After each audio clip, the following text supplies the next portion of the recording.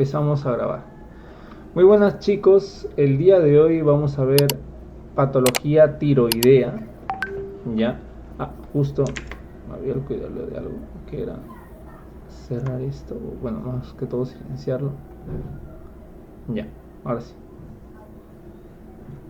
El día de hoy vamos a ver acerca de tiroides. Este es un apartado muy importante para hablar acerca de justo ha venido un paciente que también tiene patología tiroidea, así que va a ser de importancia para hablar tanto de la emergencia y de la hospitalización de la tiroides, que tienen tantos, así como la enfermedad de diabetes mellitus tiene sus complicaciones agudas, que es la cetoacidosis diabética, el estado hiperosmolar, así igual lo tiene las enfermedades tiroideas, tanto el hipotiroidismo, ¿no?, como el hipertiroidismo.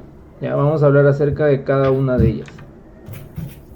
Bueno, estamos empezando primero mencionando el punto de producción de tiroides. Si bien nosotros recordamos por parte de básicas, la síntesis de las hormonas tiroideas se deben por un proceso del eje hipotálamo, hipófisis, tiroides, ¿no? Aunque bien es cierto también mencionar que algunas características de la tiroides permite que ésta sea autonómica a la producción de las hormonas tiroideas, pero esto vamos a hablar posteriormente ya en la patología. ¿Cómo se produce más que todo este proceso? Nosotros normalmente al momento de ingresar primero por medio de la dieta, por medio de nuestras propias hormonas tiroideas, al degradarlas, obtenemos un yodo.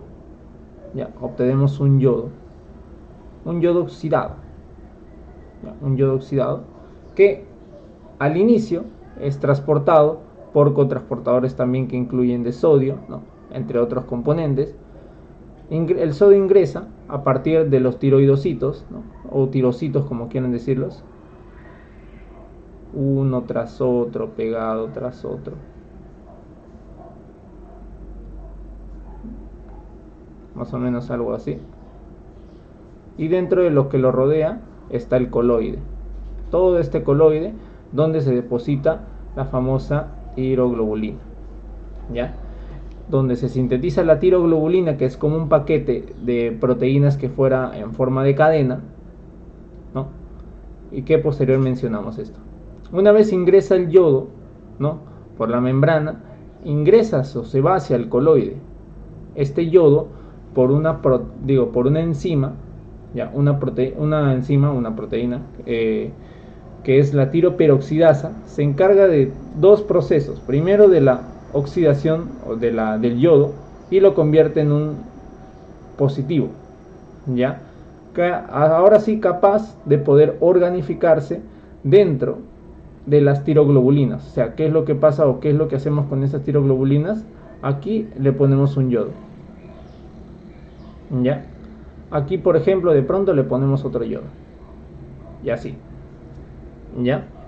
Entonces, ¿qué es lo que prácticamente hace esto? Esta es la oxidación y esta es la organificación, ¿ya? Luego, el punto de la organificación es crear monoyodotironina y diyodotironina, o sea que también puede ser así, ¿no? Luego el acoplamiento, que es otra parte del proceso, ¿ya?, es con la misma enzima, tiroperoxidasa, corta y lo vuelve a pegar, uniendo una monoyodotironina con una diyodotironina, o una diyodotironina con otra diyodotironina, generando así la T3 y la T4, ¿no?, la triyodotironina y la tetrayodotironina o tiroxina. Estas abarcan un proceso ya de desacoplamiento, ¿ya? Este proceso de desacoplamiento puede ocurrir en el coloide, como puede ocurrir en el mismo tirocito, ¿no? Dependiendo de esto, igual el proceso inicialmente ocurre predominantemente de T4, desacoplamiento en el coloide, y luego alguno que otro componente del T3, aunque también mencionarle que solo el 20% del T3 o de la triiodotironina se forma en la tiroides. ¿Dónde se forman los demás, Piero? El 80% que se forma de T4, prácticamente todo eso al momento de hacer una actividad biológica al entrar al núcleo se convierte en T3, ¿no? El T4 es lo que más vas a encontrar a nivel sanguíneo y el T3 es lo que prácticamente el T4 se convierte al final para generar una actividad biológica. Luego vamos a hablar un poco de cómo hace esto, ¿no? Por eso menciono importante abarcar estos temas así de profundo para más o menos conocer el porqué, ¿no? Al final un poquito igual priorizar las cositas como básicas. Luego hay otros procesos importantes como aparte después del desacoplamiento, las hormonas tiroideas ahora sí se almacenan en forma de vesículas, se pueden reservar o también liberarse, ¿no? Porque en algún momento, en el caso haya bajas reservas de yodo, estas mismas hormonas tiroideas van a cortarse entre sí para liberar yodo, y este yodo en su momento de deficiencia pueda reponerse cuando hay necesidad, ¿no? Prácticamente ese es el proceso, ¿no? Ingreso del yodo, la oxidación del mismo con la tiroperoxidasa, la organificación, el acoplamiento de los mismos, ¿no? Primero se organifica, luego se acopla, se corta y se unen unos a los otros para formar T3 y T4. Luego empieza el desacoplamiento, que puede ser en el coloide o puede ser en el mismo tirocito, y al final, después de ese desacoplamiento, ocurre el almacenamiento de vesículas que se pueden liberar, se pueden almacenar. Ahora, dos cositas acá importantes. ¿Dónde ocurre el procedimiento de hiperhipotiroidismo? Ya. Acá hay dos cositas. Primero, hay un anticuerpo para la tiroperoxidasa, el anticuerpo de la tiroperoxidasa. Imaginemos que es un anticuerpo que se encarga de destruir esta enzima en específico. Si es que este anticuerpo se encarga de destruir la tiroperoxidasa, ¿estaría causando hipertiroidismo o estaría causando hipotiroidismo? ¿Qué creen ustedes? Si es que esa enzima que se encarga de formar las hormonas tiroideas se daña, ¿generaría hipertiroidismo o generaría hipotiroidismo?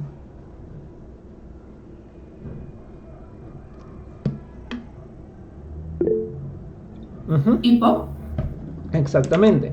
Estaríamos haciendo un hipotiroidismo. O sea que este anticuerpo, la famosa antitiroperoxidasa, o también conocida como antimicrosomal, más o menos por los años menos antes de los 2000, esta es un anticuerpo principalmente para el hipotiroidismo, principalmente la tiroiditis de Hashimoto, ¿no?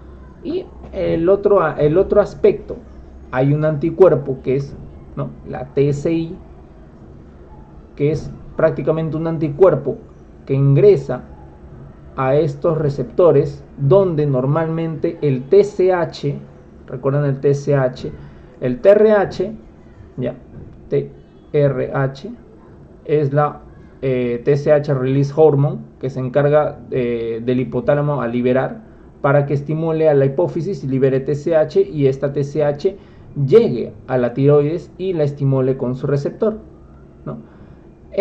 Tenemos un anticuerpo para este receptor que no lo daña, aparentemente, no lo termina dañando, más bien lo termina sobreestimulando. Hace todo lo contrario, es un anticuerpo muy, muy característico. Parece más un marcador que otra cosa, pero termina siendo un anticuerpo, el anticuerpo TSI. Y si sobreestimulamos la llegada, o como si estuviera pasando un TSH, estaremos incrementando la sobreproducción de hormonas tiroideas. O sea que es un anticuerpo para la enfermedad de Graves.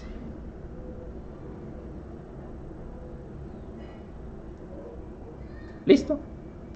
Con esto, la misma fisiología de tiroides, también vamos a hablar de la farmacología. Entonces, primero vamos a hablar entonces del hipotiroidismo con el 75% de 1.5 microgramos por kilogramos por día endovenosa.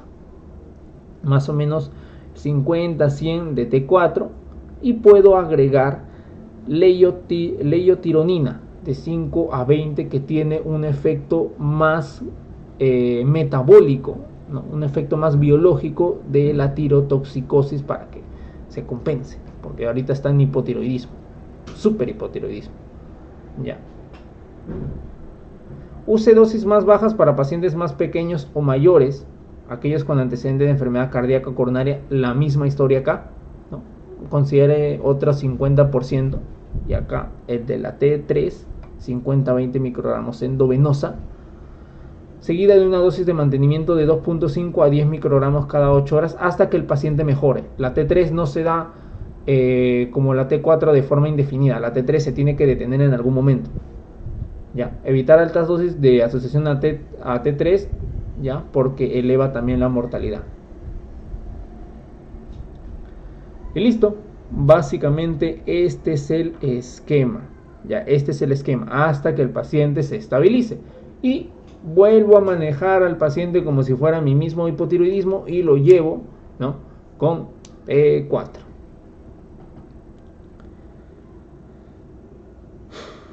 Ya. Hasta aquí, ¿alguna duda, alguna pregunta?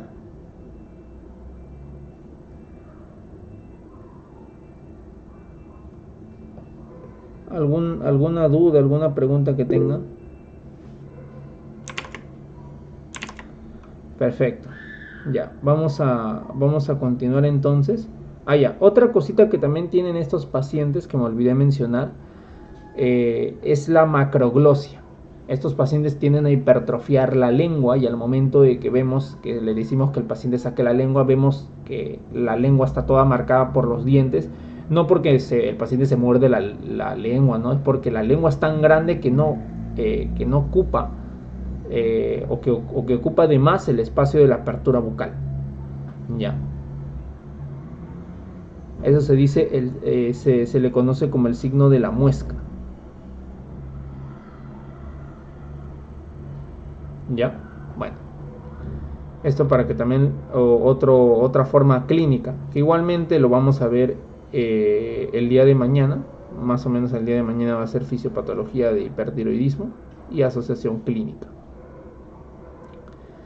Ya. Entonces, ahora vamos a hablar de hipertiroidismo. Hipertiroidismo es un poco más largo porque hay varias etiologías del hipertiroidismo y es un embrollo en sí hablar del hipertiroidismo de forma rápida. Por eso tal cual abarqué puse una hora en esto. Voy a tratar de explicarlo en una hora para que se pueda entender de forma completa y correcta. ¿Ya? El hipertiroidismo es un estado clínico caracterizado por niveles excesivos de hormona tiroidea, que puede ser por efecto autoinmune o puede que no sea por el efecto autoinmune, porque recuerden que la tiroides es autonómica también, tiende a ser autonómica y a hiperproducir sus mismos T3 y T4, muy aparte de la retroalimentación negativa, ¿no? Hay 3 etiologías más importantes de tiroides y están resaltadas en negrito. Y ha sido pregunta 2024-1, 2024-2, 2023-1, ya, ¿qué más? Siempre preguntan estas 3. La enfermedad de Graves, que tiene una predisposición para la edad de 20 a 30 años, el bocio o el adenoma tóxico, que es una predisposición de epidemiología de 30 a 50 años, y el bocio multinodular tóxico, la enfermedad de Plumber, que es para pacientes más de 50 años y tiene riesgo de enfermedad cardíaca. Ya. Vamos entonces. El paciente clínicamente, vamos a ver algunas cositas. Ya. Primero, hablando ya del compromiso muscular, hay una alta tasa metabólica que no se compensa en el músculo, generando miopatías. Pero estas miopatías no solo son en el músculo, están de forma difusa por todo el cuerpo. Hay alteraciones en los músculos que se encargan del giro ocular, entre uno, la parte los retrooculares, ¿no? Estos músculos, los rectos, se encargan prácticamente del movimiento ocular.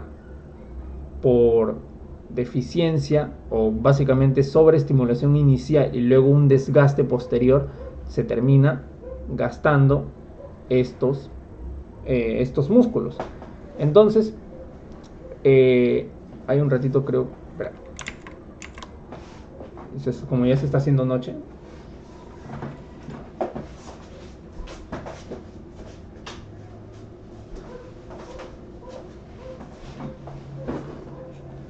ya, ahora sí, va a prender el foco.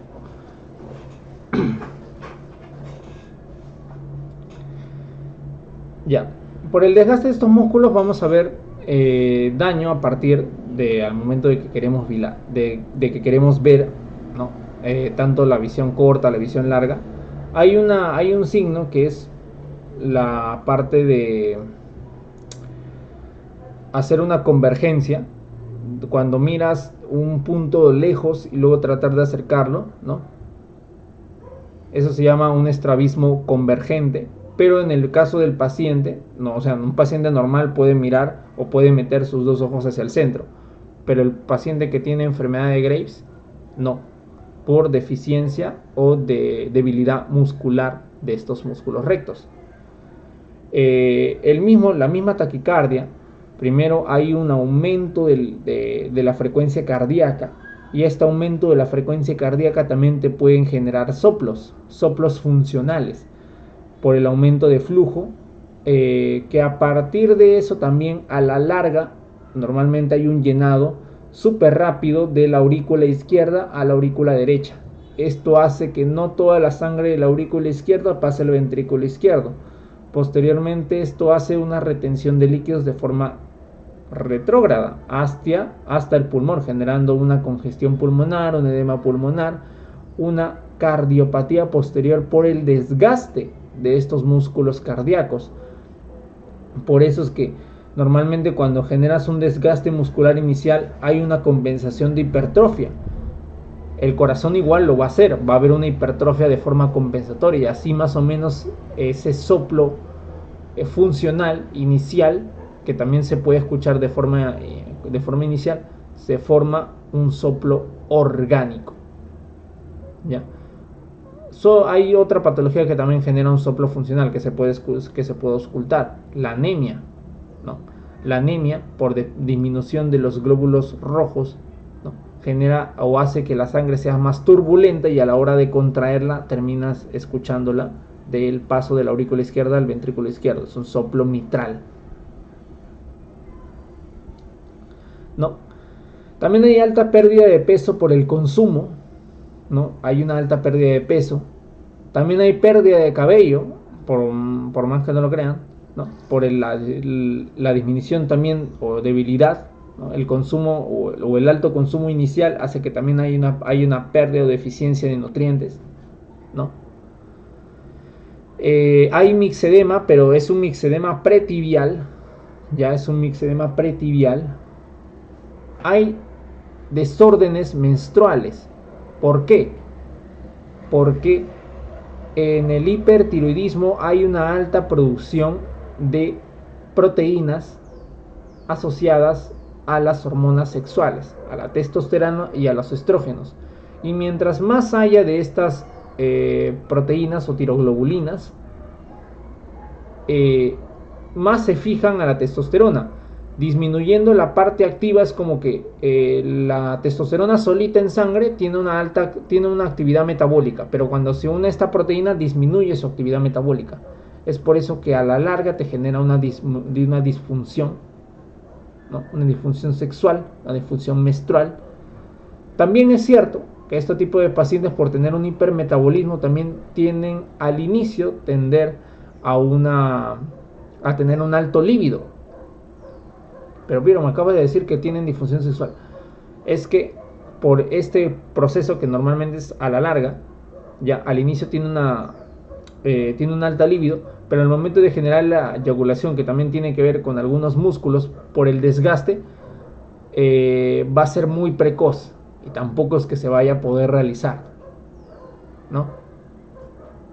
Es básicamente esto, ¿no? Al inicio sube, pero igual no se puede. Y a la larga termina con disfunción y, en el caso de la mujer, desórdenes menstruales. Hay palpitaciones, angina, hipertensión, sobre todo sistólica, porque hay disminución de la presión diastólica por disminución de la resistencia vascular periférica. Y así. También hay tremor, que es un temblor fino, ¿ya? Cuando normalmente a estos pacientes le dices que flexionen las manos, y estos pacientes, ¿qué van a hacer? Como se puede ver en la cámara, creo que sí, el paciente empieza a temblar. Ya. Eso es el tremor. ¿Qué otro cosito podemos encontrar? El exoftalmo. Ahora, nosotros podemos ver un exoftalmo clásicamente, o como la enfermedad de Graves, pero no siempre va a ser así. Lo podemos encontrar en un exoftalmo leve, ¿no? O tal cual, como si fuera una proptosis, ¿no? Que tiene, si mal no recuerdo, estaba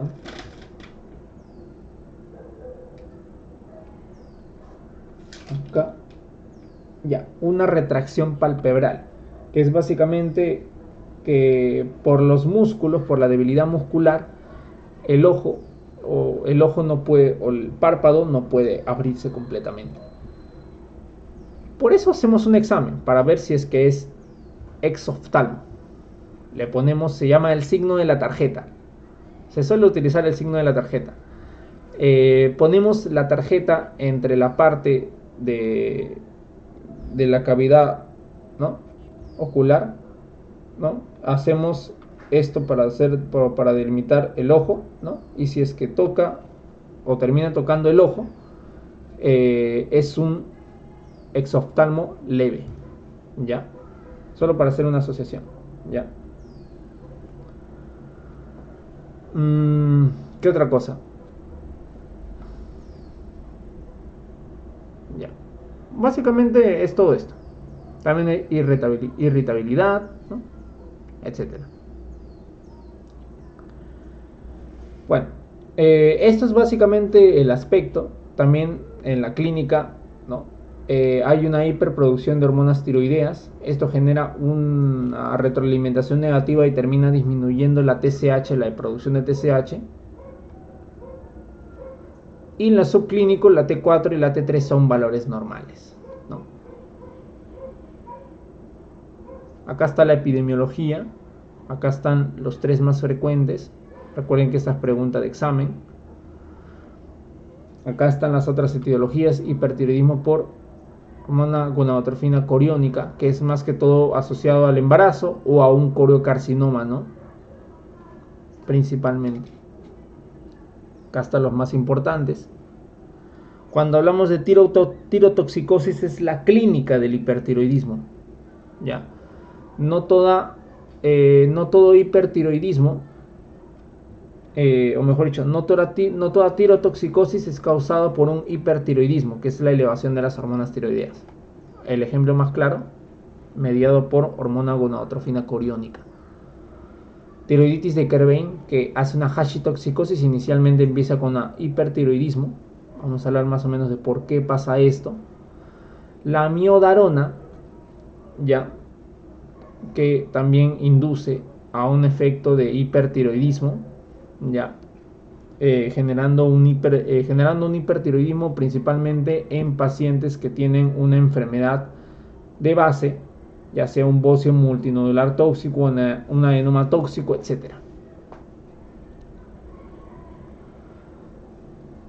Esto es lo que pasa en el hipermetabolismo, ¿no? En los efectos, aumenta el número de ATPasas de sodio y potasio, elevando el metabolismo basal, haciendo regulación positiva con receptores beta adrenérgicos, haciendo una hiperestimulación del sistema nervioso simpático, aumentando el número de miocitos, ¿no?, disminuyendo la cantidad de fosfolambán y haciendo una contractibilidad miocárdica mejorada. mejorando el flujo de eyección o la presión sistólica, disminuyendo la parte de relajación de la misma, disminuyendo la resistencia vascular periférica o disminuyendo los periodos de relajación, ¿no? Estos pacientes también se asocian con hipermotilidad intestinal por hipermetabolismo, ¿ya? Onicolisis o las famosas uñas de Plumber, ¿ya? El paciente que tiene onicolisis y coiloniquia, esto es asociado al paciente de tiroides, ¿ya? ¿Qué otra cosa más? Soplo a menudo audible, ¿ya? ¿Por qué? Porque al momento de la irrigación de este bocio, ¿no? Normalmente, el hipertiroidismo también tiene bocio, pero es por prácticamente zonas de la tiroides que están hipermetabólicos, se le dicen como nódulos calientes, ¿no? Por eso es bocio nodular o bocio multinodular, que son nódulos totalmente hipermetabólicos que están constantemente hiperirrigados, y esta hiperirrigación genera turbulencia. Esta turbulencia, toda turbulencia genera un soplo. Este soplo es el audible por el paciente. Lo terminas auscultando y puedes escuchar un soplo, en el caso lo encuentres. No. Acá hay otras características más, ¿no? Que es básicamente lo mismo, también mencionando que la mayoría de estos pacientes, ¿no? En el caso del hipertiroidismo favorece la resorción ósea generando osteoporosis, ¿ya? Pero también el hipotiroidismo te genera osteoporosis por la disminución de la actividad de los osteoblastos. O sea, ambos te generan osteoporosis, ¿no? Ambos te generan mialgias. Listo. Ahora, también es importante conocer el efecto de las catecolaminas, que la catecolamina te genera un aumento de la presión arterial, sobre todo sistólica, y también genera un efecto arritmogénico. Este efecto arritmogénico tiene riesgo de fibrilación auricular, por eso que estos pacientes también tienen que ser monitoreados con un EKG. Disminución de HLD y LDL. Hiperglucemia, catecolaminas, glucagón, me suena un estado de estrés. Estos pacientes están con hiperglucemia, ya, todo lo contrario a la hipoglucemia por la insulina. Evaluación inicial. En pacientes sintomáticos con signo de tirotoxicosis se mide primero la clínica, ¿no? Porque más o menos pedir entre TSH, T4 demora entre 2 días, 3 días, y el paciente así, sin hacerlo esperar, ¿no? Puede generar otras complicaciones como la tormenta tiroidea, ¿no? Más preferible es ver la clínica del paciente.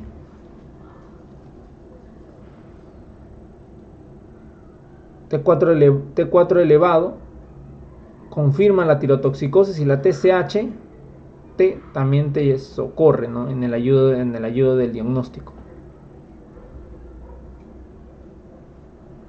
¿Qué otra cosa? Pacientes que tienen el anticuerpo, otra cosa que se le puede pedir a este paciente, aparte de estos laboratorios iniciales, se le pide la TCI y la gammagrafía tiroidea. ¿Por qué? La TCI es el anticuerpo para ver lo más frecuente, Graves, ya, listo. Lo segundo es para ver gammagrafía, para ver los nódulos si son fríos o calientes, porque vamos a ver acá.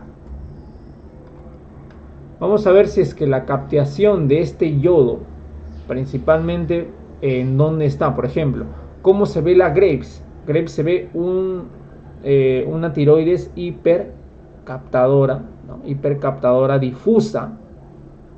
El nódulo caliente, el bocio nodular, genera solo una zona caliente que hace hiperproducción. El bocio multinodular tóxico, todo lo que diga tóxico es sinónimo de hiperproducción, ¿ya? Caliente genera hiperproducción.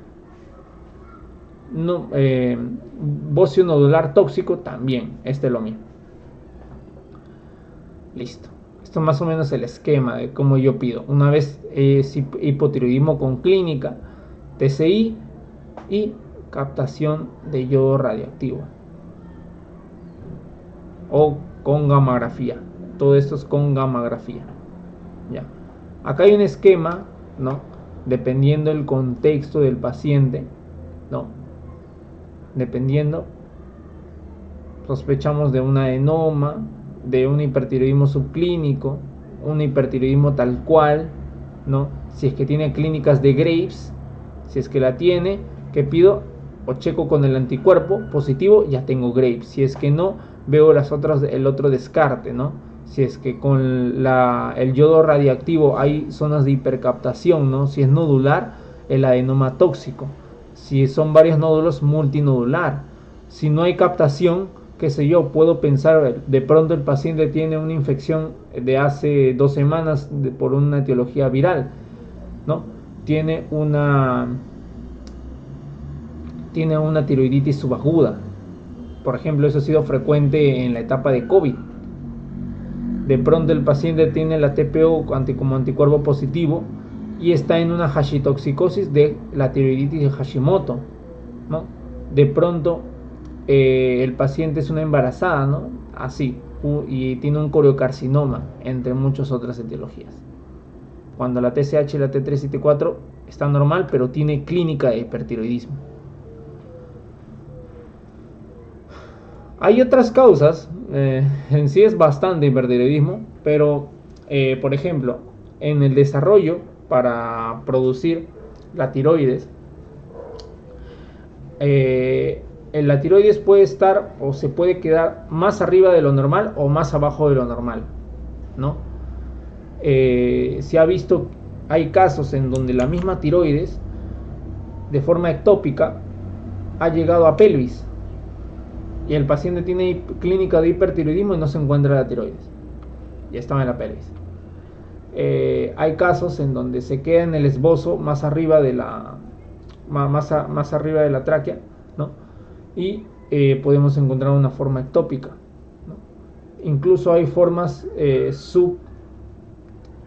subtorácicas que al momento de elevar las manos termina el paciente generando una congestión venosa y el paciente se hace rojito. ¿Alguien sabe cómo se llama ese signo? Ese signo creo que igual lo hemos visto en el paciente. Edema en esclavina, se dice el signo de Pemberton. Bueno, el paciente rubicundo.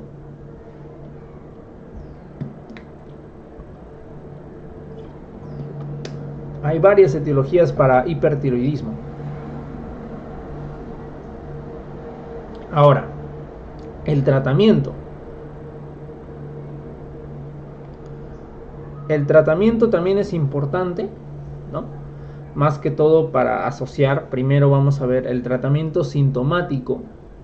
Todo lo que está malogrando esto es el efecto simpático, o sea que vamos a hacer una lisis del simpático, vamos a quitarlo con antagonistas o betabloqueadores de primera línea. Antes se daba atenolol, pero se ha visto que el atenolol, el efecto es tal cual corto y también es difícil devolverlo, o en el caso llegue a ser una bradicardia, es difícil contrarrestar esa bradicardia. Por eso se prefiere propanolol de forma secuenciada al paciente. Ya. En el caso el paciente tenga un problema cardíaco en tormenta tiroidea, se prefiere esmolol. Ya. Si existe contraindicaciones para los beta bloqueantes o fenómenos de Raynaud, ¿no? Considerar igual los calcio antagonistas o no dihidropiridínicos como verapamil o diltiazem, pero solo en esos casos que están contraindicados. Luego, eso es para la sintomatología. Tirotoxicosis igual síntomas. Luego, en la parte del tratamiento médico para disminuir la hiperproducción de tiroides, tenemos para la tormenta tiroidea, ya, que va a ser para prevenir riesgos ante una cirugía, no una radioablación de yodo, ¿no? para enfermedad de Graves, importante para disminuir la probabilidad, o digo, para aumentar la remisión, la probabilidad de la misma, y disminuir la oftalmopatía de Graves, ¿no? Y en caso de contraindicaciones de cirugía y de radioablación de yodo, que más o menos eso hablamos el día de hoy, ¿no? Del tema de la paciente, por qué continúa con sus tionamidas, ¿no? Porque su cirugía o su radioablación de yodo está contraindicada, porque en su momento de diagnóstico era una paciente de 13 años, ¿no? Tenía mucho riesgo. El tratamiento de elección de los tionamidas, ¿qué es lo que hacen las tionamidas? Disminuyen o bloquean la producción de hormonas tiroideas. El principal, el metimazol, es el más fuerte de todos. Pero está contraindicado en el embarazo porque es muy teratogénico. Todas son teratogénicas, todas. Pero el propionil o propioniluracilo es el menos teratogénico, ¿ya? Y se suele preferir en la tormenta tiroidea porque también tiene otros efectos de la conversión, o evita la conversión de la T4 a T3. Evita esto.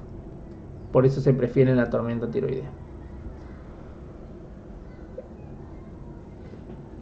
Luego está también, vamos a ver, ya. Luego está el control de los síntomas, es con beta bloqueadores, ahí todo lo que diga, todo lo que está de celestito es como un recordaris, ¿no? Ablación de yodo radioactivo es el tratamiento definitivo, a menos acá en Perú. Hay controversias, ¿no? Hay dos, la cirugía y la ablación por yodo radioactivo, el yodo de 131 que emite rayos gamma beta.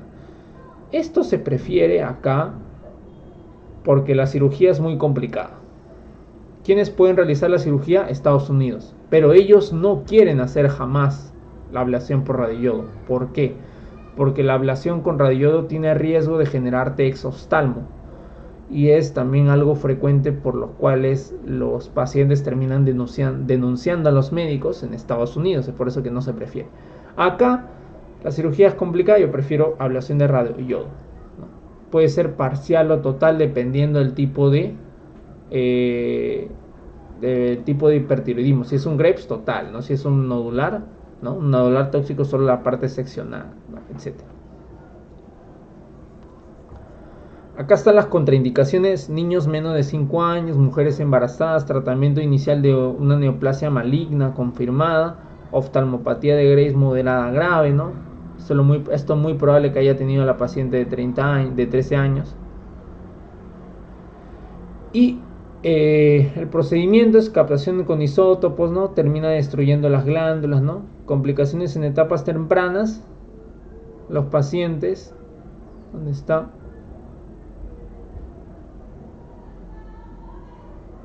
Se vuelven hipotiroidías después de reemplazo, requieren reemplazo de por vida, ¿no? Eso es en la mayoría de los casos. Ya, acá faltó mencionar que por la radioablación generan exoftalmos.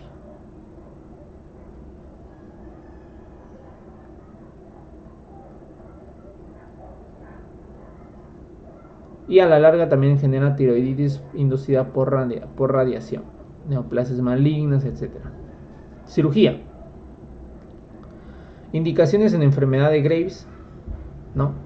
Bocio multinodular tóxico para parcializar, totalizar. Contraindicación, riesgo quirúrgico o el embarazo. Ya. Y esto va a depender, por ejemplo, lobectomía, la parte donde está el nódulo, ¿no? En bocio multinodular tóxico, una tiroidectomía casi total, ¿no? Porque hay parte que puede todavía funcionar. En Graves sí es total, ¿no? Ahora, otra cosita. Las tionamidas tienen un efecto a la semana. Pero, o sea, yo doy metimazol y el efecto del metimazol de la reducción de las hormonas tiroideas es a la semana. En esa semana, ¿cómo va a estar el paciente? Grave, ¿no? Claro que sí. ¿Qué se le da?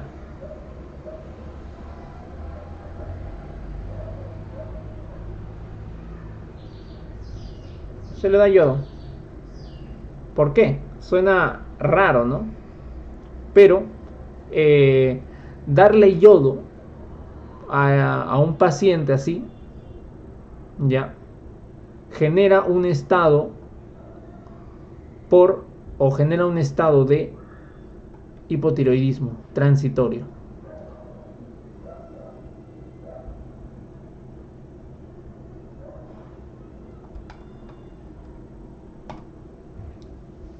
Yodo Lugol. ¿Por qué? Hay un efecto llamado el efecto de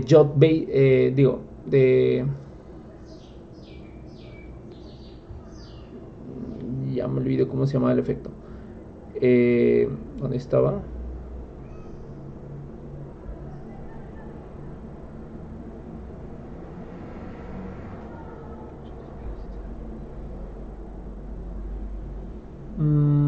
Ya a ver, en lo que me voy acordando, ya hay dos efectos. El efecto de Jod-Basedow, que es todo lo contrario. Dar yodo genera hipertiroidismo. Y está el efecto, ya, de ahí los menciono, que genera una desensibilización de estos receptores, sobrepensando de que como hay grandes estímulos de yodo, genera una supresión de captación ante estos mismos, ¿no? O sea, deja de recibir, básicamente. ¿Ya? Como les había mencionado, este tratamiento tiene reacciones adversas de granulocitopenia, agranulocitosis, pancitopenia, y tiene riesgo en embarazadas, o sea que se prefiere el propieniluracilo. ¿Ya? Radioyodo, considerar que va a dejar hipotiroidismo permanente, ¿no? Y te puede generar una oftalmopatía de Graves, a diferencia de la cirugía que te genera, ¿no?, un riesgo de hipoparatiroidismo iatrogénico, ¿ya?, que es preferible en Estados Unidos. Ya. Otra cosita que también es importante ver, valores hepáticos, ¿no?, porque también genera hepatitis. Ya. Acá está la enfermedad de Graves. La clínica es básicamente la misma que hemos estado mencionando. Bocio difuso, oftalmopatía, ya, y mixedema pretibial. Es la triada de Graves: bocio difuso, oftalmopatía, exoftalmo y dermopatía o mixedema pretibial. Acá está. Clínica más diagnóstico de laboratorio, anti-TCI, tratamiento, tiroidectomía, ¿no? En caso de refractariedad podemos utilizar el teprotumumab. Ahora, esto también a la larga te puede generar una tiroiditis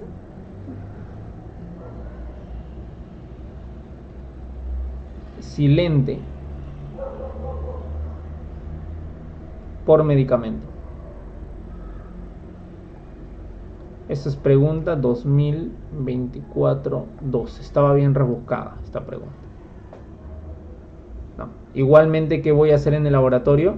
Anticuerpo, gamografía para ver hipercaptación y, en caso sea gestante, ecografía. Ya, ecografía.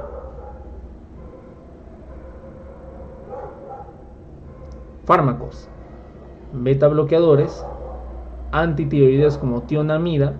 El objetivo es alcanzar un estado eutiroideo, ¿no? ¿Dónde está? Acá están las tionamidas. Propieniluracilo en el primer trimestre de gestación. Ablación por radioyodo, ¿no? Cirugía, ¿no?, bocio multinodular tóxico, enfermedad de Graves, y adenoma, una lobectomía más chiquito.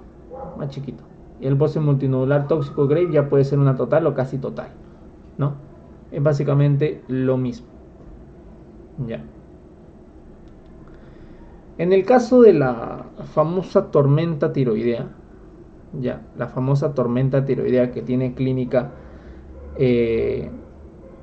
tirotóxica, bueno, es una crisis tirotóxica, o sea, toda la clínica del hipertiroidismo es como que todas tus reservas para una semana de metabolismo se gastan en una hora. Ese sería el resumen. Fiebre alta, taquicardia mayor a 140 o fibrilación auricular, llegando a la hipotensión, y agitación o delirio, ya. Hipotensión llegando al shock, ya, es una crisis. Acá están las características: náuseas, vómitos, diarreas. Esto es un diagnóstico diferencial de nuestro paciente que habíamos mencionado, de náuseas, vómitos, dolor abdominal, hipertiroidismo, cetoacidosis diabética, pancreatitis o una sepsis, ¿no? Importante para que lo tomen en cuenta. Siempre asocien ese diferencial que es clásico. Retracción del párpado, retraso del párpado superior, ¿no? Por ausencia de la contracción muscular, es importante. Todas esta clínica, soplos, fibrilación auricular, insuficiencia cardíaca congénita, porque les había mencionado acerca del hiperflujo, y ese hiperflujo genera una congestión retrógrada, generando una congestión pulmonar asociada a una insuficiencia cardíaca congestiva, ¿no? Y así. Hipotensión, shock por náuseas, vómitos, por el dolor abdominal, entre muchas otras causas más. Perfil hepático, ver siempre para evaluar la evidencia de ictericia también.